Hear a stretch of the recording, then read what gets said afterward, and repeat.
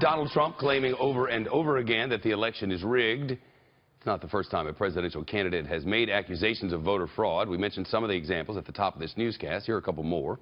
96, Bob Dole accused President Bill Clinton of trying to give citizenship to illegal immigrants so that they could vote for him. This time around, Bernie Sanders supporters claimed fraud during the primaries when 125,000 people disappeared, apparently, from voter registration database in New York. Julie Pace is with us now. She's a White House correspondent for the Associated Press. Julie, Carl mentioned that the last month these sorts of things come up. But is this new in its scope, or is this same old thing, we just forgot about it? It's new in its scope in this sense. You have this coming from the nominee himself, and it's coming repeatedly. It started in August. And we've heard Trump say over and over and over again that there is fraud and that it's actually going to be at polling places. You've seen his advisors try to say, no, he's just talking about the media and how the general political system is rigged against him. But every time Trump himself comes back and says, no, I'm actually talking about what's happening at the polling places. I mentioned a stat from earlier that the chances are like getting hit by lightning. And further, every one of these swing states has its own presidential election. We don't have one.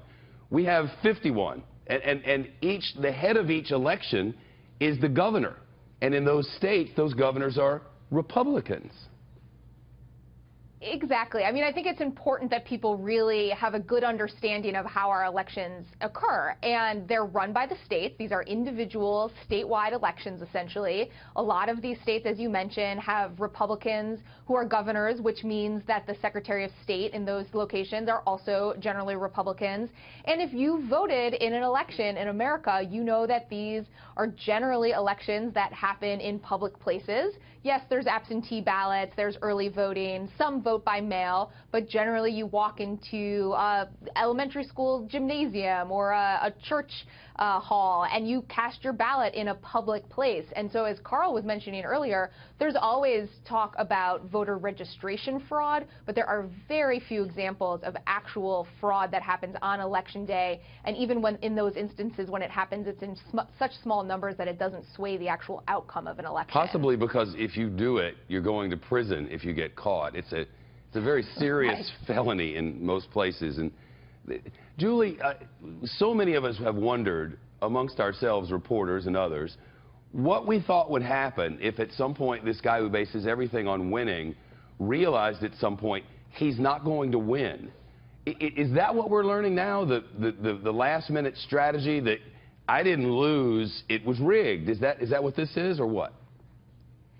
I think there are two things happening here. I think on the one hand, you have Trump looking at what is an incredibly tough battleground landscape for himself, and the way that he can win now is if he drives down turnout. Right. If he has young people and minorities who just are so disgusted with this or think that the election is going to be rigged that they just don't even show up. That could benefit him.